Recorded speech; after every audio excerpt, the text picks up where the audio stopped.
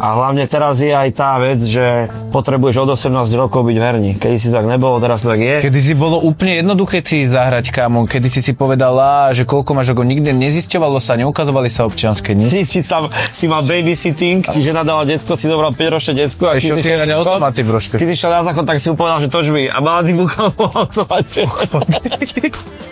Rozumieš, že kedy si proste teraz, a hlavne teraz spravili len kasína a napríklad kontrolujú tie občianske, že keď máš nejaké ty kokode podĺžnosti niečo, nepustia ťa tam. Môže si dať zákaz normálne. Proste zákaz si môže dať, je milión možností, to není, že my to nejako... Keď nechce, aby ten jeho syn alebo dcera, bracho, strašne joker nám to vidú.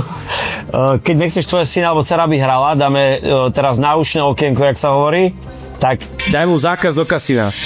Daj normálne, že ona je povie, že... Vypín do piče! Čo ti jebe, čo si to tam vypať? Davaj. Budú lietať granáty v zápase, tak lietajú peniaze. 4800 bráško, rozumieš, tak to sa to robí do piča. Takže kto chce, bude hrať, kto nechce. Keď chcete dať detský zákaz, môžete dať zákaz náhodne automaticky chcete. A kto bude chcieť hrať, ten bude hrať. Jednoduché. Takže už ma s tým neotravujte do piče, že som na nejaký zlý vzor a robím rapovú hudbu, aký ja môžem byť vzor, jebe vám. Keď opisujeme jebanie, party, veci. Čo som Miro Jaroš jebnutý, alebo čo ty? A ty keď vlastne máš zápas, tak ty dávaš potom, jak to máte s tým, že tí tréneri, čo na vás robia tú robotu v tej príprave, tak akože oni z toho dostanú nejaké percentá zo zápasu? Tak klasika je si myslím nejakých 20%, ale podľa mňa je to po dohode. Vieš, že dohoda. Každý tréner proste za to, že ťa pripravuje a niektorí ťa pripravujú viac, niektorí menej, ale každý ťa pripravuje či už fyzicky, tak psychicky, rozumieš? A tam proste v rohu máš kouča, ktorý ťa na to nachystá a ktorý proste je tam s tebou a prežíva to s tebou. To nie je len ty, že mu dáš peniaze za nič, on ťa trénuje, on ťa psychicky pripravuje, on ti pomáha odvodňovať, on ďalší milión vecí ti pomáha, rozumieš? To nie je len tak, že ty mu dávaš za nič peniaze. Však základ je, ne? Že máš trénera a si napojený a treba mu zaplatiť, dobre, to je základ. Hlavne dôležité, že vieš, že máš niekoho v rohu, komu veríš. Treba mu dať určite, takže tí, čo neplatia trénerom, tak budete platiť. Kamo, ale za čím, čo tu dávam na ušťavke, a tu iba lietajú sumy. 1000 tu vyjebalo hneď hore. 7000 pluse za jedno diplomatické sedenie. A koľko máte teraz? 106. No, ale ja neviem, jak sa to tu počíta. Bráško, hráme 50 eurovú hru a sme 6630 eur v pluse. Tak. Takže dovidenia, takto sa... Moja taká taktika je, aj všeobecne známa taktika, na všetko musíš mať taktiku, more, že keď hráš vysoké hry, rýchlejšie vyhráš viac peňazí. Je to tak. Nemôžeš čakať, že dáš 10 centový o to, že koľko ti tam padnú 100 000. No a potom tam hráš jak 2 dní, jak jebnutý. A prejebeš všetko, kamarát. Proste minimálne 10 eurová stávka do piče. Rozumieš ma? Ale mám také oné obdobia, že si chcem, chcem si zahrať, že rýchlo, že chcem vyhrať, tak dám vysoké hry a keď chcem si zahrať, tak hráme na malej, vieš. A som tam jak malé decko že v herni a iba dopamín, chápeš? Je ako kedy, proste keď chceš vyhrať, tak musíš proste... Vysoké hry musíš dať. Hry. Ináč proste nič nevyhráš. A toto je dobrá hra. Risk je zbráško, ale teraz dlho nám nič nedáva a mám nervy. Ale máš teraz tempo. Dlho nič jak v zápase ide. Ono dlho, keď dlho nič nedáva, tak by ste mali proste navýšiť, viete ako? No jedine, čo povieme dole, jedine navýšiť. Koľko sa toto nedá navýšiť? Dá, však skús ešte toto poťahnuť hore. Či nejde? Maximálne 50 €. To čo je to? Tak my sme veľkí hráči, vieš, veľké hry. A toto je dobré, tuto sú jokery a tak to tam vybuchuje, takže... Takže so Osťom ste prejebali, s Vašekom si vyhral. Áno, a proste my... A so mnou tiež vyhrávaš. Vieš, čo to znamená? Nehrať s Osťom v automaty? Je to tak proste. Učím sa proste automaty hrať, rozumieš ma? Na doučovaní ty.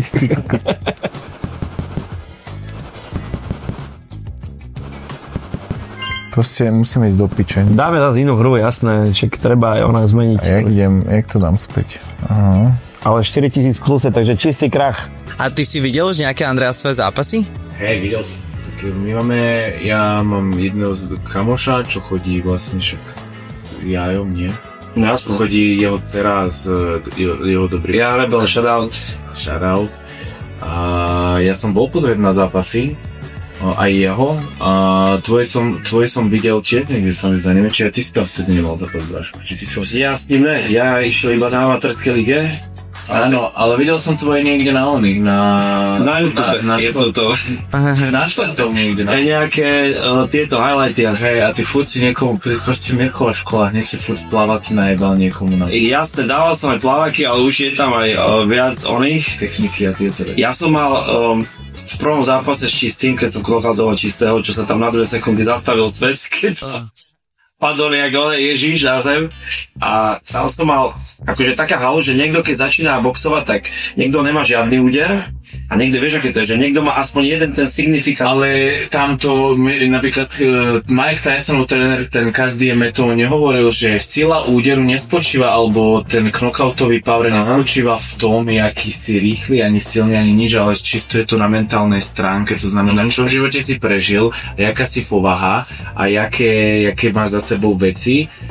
A ja neviem, všetky tieto veci, že keby spočívajú v tom, či máš knockout power, rozumieš? No jasne. Úder.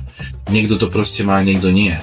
Že my sme magori, vychovaní špinou, takže ho máme, vieš. Nejakú takú úplne ujebanú kokotinu, potom No presne som to zbadal, ty. Presne. Teraz máme takú novú hlášku, vyprávam už asi 4 dní všetci, že čistý krach. Že niečo sa ti že ideš a neviem, sa ti podarí, alebo tak zajebe, že čistý krach. Dobre, že to čo je, že eurová... Mali v piatok koncert v Nitre, furt to vyprávali, kámo. Že non-stop na všetko. Náskôr ľudia len kúkali a potom sa všetci ujebávali. Chodili, Práško, čistý krach. Ideme na to takto. Práško, čistý krach, poďme na to. 100 eurový otoč, proste. 100 eurový, yes. Proste konečne sme toho dosiahli, čo sme chceli. Poď kapitán. Videla, no. Počúvaj, na druhý otok 100 eurové a 4 pripísalo. Takto sa to robí, Braško. Tak podľa mňa, takto sa to robí do psej matere. Presne tak. Čiže 400 ďalší. Čo? Ako vampírov hrám od dneska už iba vampírov. A ja, proste upírske denníky budem kúkať od dneska, hrať automat. Ale to musím hrať s mojimi kamarátmi upíri, čo nespávajú. Čo ti jebe? Upír gang. Takže vlastne... Musí tam najebať Wildy zas. Ty si začal hrať a mali sme tam to z tých, čo sme hrali predtým, tých 4500 vlastne. To máš quick spin.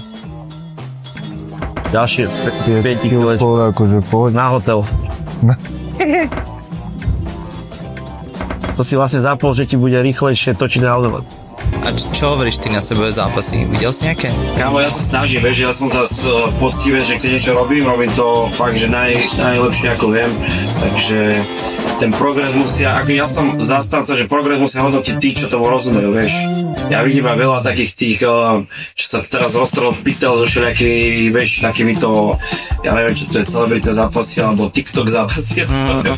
A oni, niektorí dajú pár zápasov a už vyprávajú more v podcastoch, jak keby mali 2 opasky a neviem čo, vieš. Takže ja toto nechávam čisto na zápasníkov, ktorí už niečo v tom dokázali. Takže keď oni povedia, že ja neviem, že mám progres alebo sa mi darí, tak potom si to môžem sa o to odvíjať, vieš. Som rád, že nejako napredujú. Ale hovorím, hrajte s rozumom, fakt. Teraz som dával také interview pre môj kamarát DJ Nav, Parfum shoutout, tak on robí taký hazardný blog a tam som hovoril, že nehrajte moc automaty najebaný. Že to je tiež jedna z vecí, keď ste opití, vtedy štatisticky, síce neviem, aká štatistika to povedala zo života, viac akože miniete love. Lebo keď ste ešte triezvi, tak nad tým trochu rozmýšľate, ale keď ste napití, je to tak. To viac miniete, takže... Je to tak. Ďalšie ponaučenie. Tu napíšem desatoro. Tu dajte desatoro za mňa, dobre? Po postprodukcii. No dobre.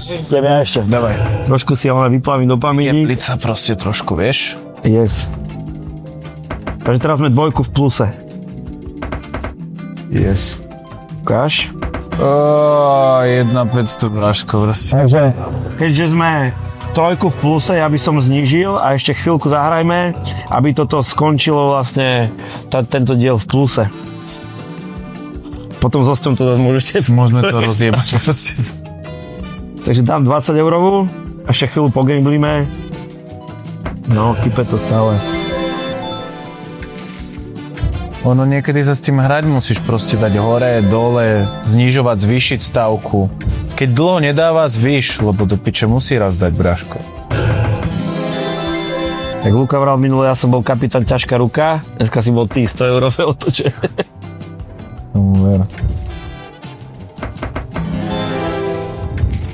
Takže máme tam 3600 v pluse, dám to na trojku, keď nás ťahne v pluse a myslím, že to môžeme dneska úspešne uzavrieť. Chud niečo sype.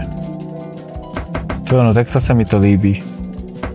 Braško, ale aj tak 20 eurová je piča. Keď chceš niečo fakt vyhrať, proste to... Ja sa to už len také, vieš, že finálna rovinka, jak Sagan, vieš.